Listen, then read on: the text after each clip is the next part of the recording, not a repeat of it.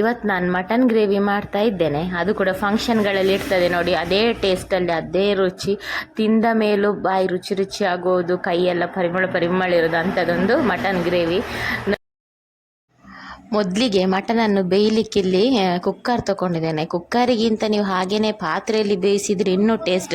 ಆದರೆ ನಾವು ಗ್ಯಾಸಲ್ಲಿ ಮಾಡೋದ್ರಿಂದ ತುಂಬ ಗ್ಯಾಸ್ ಲಾಸ್ ಆಗ್ತದೆ, ತುಂಬ ಹೊತ್ತು ಬೇಕು ಅಂತೇಳಿ ಕುಕ್ಕರ್ ತೊಗೊಂಡಿದ್ದೇನೆ. ಇಲ್ಲದಿದ್ದರೆ ಒಲೆಯಲ್ಲಿ ಮಣ್ಣಿನ ಬಿಸಿಲೆಯಲ್ಲಿ ಮಾಡಿದರೆ ಇನ್ನೂ ಟೇಸ್ಟ್ ಆಗ್ತದೆ. ಮೊದಲಿಗೆ ಇಲ್ಲಿ ಕುಕ್ಕರಿಗೆ 1-2 ಸ್ಪೂನ್ ತುಪ್ಪ, ಹಾಗೇನೆ ಅಷ್ಟೇ ಸ್ವಲ್ಪ ಎಣ್ಣೆ ಹಾಕಿ ಅದಕ್ಕೆ ಕರಿಬೇವು ಹಾಕಿ, ಕರಿಬೇವು ಸ್ವಲ್ಪ ತಿರುಗಿಸಿದ ನಂತರ ಒಂದು ದೊಡ್ಡ ಈರುಳ್ಳಿ ಹಾಕಿ ಸ್ವಲ್ಪ ಮಿಕ್ಸ್ ಮಾಡಿದರೆ ಸಾಕು. ಈರುಳ್ಳಿ ಫ್ರೈ ಆಗಬೇಕು ಅಂತಿಲ್ಲ.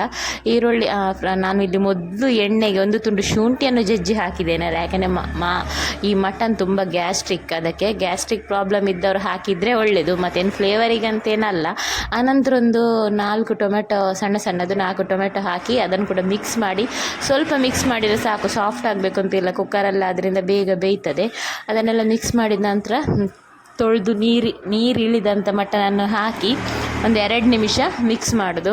ಆನಂತರ ಒಂದು ಅರ್ಧ ಲೆಮನಿನ ಜ್ಯೂಸು, ಹಾಗೆಯೇ ರುಚಿಗೆ ತಕ್ಕಷ್ಟು ಉಪ್ಪು, ಹಾಗೆಯೇ ಒಂದು ಅರ್ಧ ಕಪ್ಪಷ್ಟು ಮೊಸರು ಹಾಕಿ ಮಟನ್ ಮುಳುಗುವಷ್ಟು ನೀರು ಹಾಕಿ, ಸ್ವಲ್ಪ ಪುದೀನ, ಒಂದು ಅರ್ಧ ಹಿಡಿ ಪುದೀನ, 1 ಹಿಡಿ ಕೊತ್ತಂಬರಿ ಸೊಪ್ಪೆಲ್ಲ ಹಾಕಿ ಬೇಯಲಿಕ್ಕೆ ಇಡುವಂಥದ್ದು. ನಾನಿಲ್ಲಿ ನಮ್ಮ ಕುಕ್ಕರಲ್ಲಿ 4 ವಿಸಿಲ್ ಬೇಕಾಗ್ತದೆ. ಹಾಗೆಯೇ ಇದು ಮಾಂಸ ಕೂಡ ತುಂಬ ಬೆಳ್ತದಲ್ಲ, ಹಾಗಾಗಿ 4 ವಿಸಿಲ್ ಸಾಕು.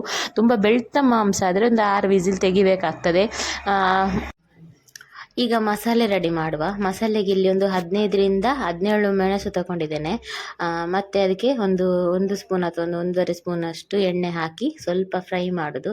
ಸ್ವಲ್ಪ ಮೆಣಸು ಬಿಸಿ ಆಗುವಾಗ ಒಂದು ಸ್ವಲ್ಪ ಚಿಟಿಕೆಯಷ್ಟು ಮೆಂತೆ ಹಾಕಿ ನಾನೊಂದು 1/4 ಸ್ಪೂನಷ್ಟು ಹಾಕ್ತಾ ಇದ್ದೇನೆ. ಹಾಗೆ ಒಂದು ಅರ್ಧ ಸ್ಪೂನಷ್ಟು ಕಾಳು ಮೆಣಸು ಕೂಡ ಸೇರಿಸಿ ಇದನ್ನು ಸ್ವಲ್ಪ ಫ್ರೈ ಮಾಡುವ. ನಂತರ ಇಲ್ಲಿ 1 ಮುಷ್ಟಿ ಮತ್ತು ಇನ್ನೊಂದು ಅರ್ಧ ಮುಷ್ಟಿ, ಸ್ಪೂನಲ್ಲಾದರೆ ಒಂದು 5-6 ಸ್ಪೂನು ಕೊತ್ತಂಬರಿ ಹಾಕಿ ಸ್ವಲ್ಪ ಮಿಕ್ಸ್ ಮಾಡಿ. ಕೊತ್ತಂಬರಿ ಹಾಕಿದ ಮೇಲೆ ಜಾಸ್ತಿ ಫ್ರೈ ಮಾಡೋದು ಬೇಡ, ಕರೆಂಟಿದ ಸ್ಮೆಲ್ ಬರ್ತದೆ.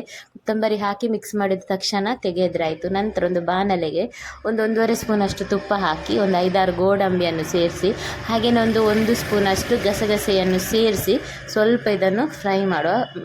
ಗೇರು ಬೀಜ ಫ್ರೈ ಆದಮೇಲೆ ಗಸಗಸೆ ಹಾಕಿದರೆ ಆಯಿತು. ಈಗ ಸಾಧ್ಯವಾದರೆ ತೆಗಿಲಿಕ್ಕಾದರೆ ಗಸಗಸೆಯನ್ನು ತೆಗಿಬಹುದು. ನಾನಿಲ್ಲಿ ಗೇರು ಬೀಜವನ್ನು ಮಾತ್ರ ತೆಗಿತಾ ಇದ್ದೇನೆ. ಗೇರು ಬೀಜವನ್ನು ತೆಗೆದ ನಂತರ ಸ್ವಲ್ಪ ಕರಿಬೇವನ್ನು ಹಾಕಿ ಸ್ವಲ್ಪ ತುಪ್ಪದಲ್ಲಿ ಮಿಕ್ಸ್ ಮಾಡಿ, ಅನಂತರ ತುರಿದಿಟ್ಟ ತೆಂಗಿನಕಾಯಿ ಹಾಕಿ ಅದಕ್ಕೆ ಸ್ವಲ್ಪ ಅರಶಿನ ಕೂಡ ಸೇರಿಸಿ ಇದನ್ನು ಒಳ್ಳೆ ಫ್ರೈ ಮಾಡಬೇಕು. ತೆಂಗಿನಕಾಯಿ ಒಳ್ಳೆ ಅರೋಮ ಬರಬೇಕು, ಅಷ್ಟು ಫ್ರೈ ಮಾಡಿದರೆ ಸಾಕು. ತೆಂಗಿನಕಾಯಿ ಫ್ರೈ ಮಾಡಿದಷ್ಟು ಫ್ರೈ ಮಾಡಬೇಕು, ಕರಂಟಿ ಹೋಗುವಷ್ಟಲ್ಲ, ಒಳ್ಳೆ ಫ್ರೈ ಆದರೆ ಗ್ರೇವಿ ಕೂಡ ಒಳ್ಳೆ ರುಚಿಯಾಗಿ ಬರ್ತದೆ. ಇದನ್ನೀಗ ಫ್ರೈ ಮಾಡಿದ ನಂತರ ಇದಕ್ಕೆ ಗೇರು ಬೀಜವನ್ನು ಕೂಡ ಸೇರಿಸಿ ಸೈಡಿಗಿಟ್ಟು, ಆಮೇಲೆ ನಾವು ಫಸ್ಟ್ ಮಸಾಲೆ ಏನು ಫ್ರೈ ಮಾಡಿಟ್ಟಿದ್ದೇವೆ ಅದನ್ನು ಸೇರಿಸಿ, ಇನ್ನು ನಿಮಗೆ ಹುಳಿ ಬೇಕಾದರೆ ಹುಳಿಯನ್ನು ಕೂಡ ಸೇರಿಸಿ ಗ್ರೈಂಡ್ ಮಾಡ್ಬೋದು. ನಾವು ಆಲ್ರೆಡಿ ಮೊಸರು ಮತ್ತು ಲಿಂಬೆಹಣ್ಣಿನ ಜ್ಯೂಸ್ ಹಾಕಿದ್ದೇವೆ, ಹಾಗಾಗಿ ಹುಳಿ ನೋಡ್ಕೊಂಡು ಹಾಕಿ. ಈಗ ಅದನ್ನು ಗ್ರೈಂಡ್ ಮಾಡಲಿಕ್ಕೆ ಹಾಕಿದ ನಂತರ ಕೊನೆಗೆ ಅದು ನೈಸ್ ಆದಮೇಲೆ ಇಲ್ಲಿ ಚಕ್ಕೆ, ಒಂದು 2 ಪೀಸ್ ಚಕ್ಕೆ, ಒಂದು 2-3 ಲವಂಗ, ಹಾಗೆ ಒಂದು ಏಲಕ್ಕಿ ಮತ್ತು ಮುಗ್ಗು ಮತ್ತು ಅದು ಹೂವು ಎಲ್ಲ ಹಾಕಿ, ಗರಂ ಮಸಾಲೆಯಲ್ಲಿ ಏನೆಲ್ಲ ಬರ್ತದೆ ನೋಡಿ ಅದೆಲ್ಲ ಹಾಕಿ ಇಲ್ಲಿ ಇಟ್ಟಿದ್ದೇನೆ. ಹಾಗೆ ಇನ್ನೊಂದು ಪ್ಲೇಟಲ್ಲಿ ಒಂದು ಅರ್ಧ ಸ್ಪೂನಷ್ಟು ಜೀರಿಗೆ, ಹಾಗೆಯೇ ಹಸಿ ಬೆಳ್ಳುಳ್ಳಿ ಒಂದು 5-6 ಸೇರಿಸಿ ಇಟ್ಟಿದ್ದೇನೆ. ಅದನ್ನೆಲ್ಲ ಲಾಸ್ಟಿಗೆ ಹಾಕಿ ಗ್ರೈಂಡ್ ಮಾಡಿ ತೆಗೆಯುವಂಥದ್ದು. ಹಾಗೆಯೇ ಒಂದು ಈರುಳ್ಳಿಯನ್ನು ಫ್ರೈ ಮಾಡಿ ಇಟ್ಟಿದ್ದೆ, ಅದಿಲ್ಲಿ ಮಿಸ್ ಆಗಿದೆ. ಒಂದು ಈರುಳ್ಳಿಯನ್ನು ಕೂಡ ಎಣ್ಣೆಯಲ್ಲಿ ಅಥವಾ ತುಪ್ಪದಲ್ಲಿ ಫ್ರೈ ಮಾಡಿಟ್ಟಿರಿ. ಈ 3 ಲಾಸ್ಟಿಗೆ ಸೇರಿಸಿ ಆ ಮಸಾಲೆಯನ್ನು ತೆಗೆದ್ರೆ ಆಯಿತು. ಅಷ್ಟೊತ್ತಿಗೆ ಇಲ್ಲಿ ವಿಸಿಲ್ ಹೋಗಿ ನಾವು ಮಸಾಲೆ ನೈಸಾಗಿ ಗ್ರೈಂಡ್ ಮಾಡಬೇಕು. ಅಷ್ಟೊತ್ತಿಗೆ ವಿಸಿಲ್ ಹೋಗಿ ಇಲ್ಲಿ ತಣ್ಣಗೆ ಆಗಿರ್ತದೆ.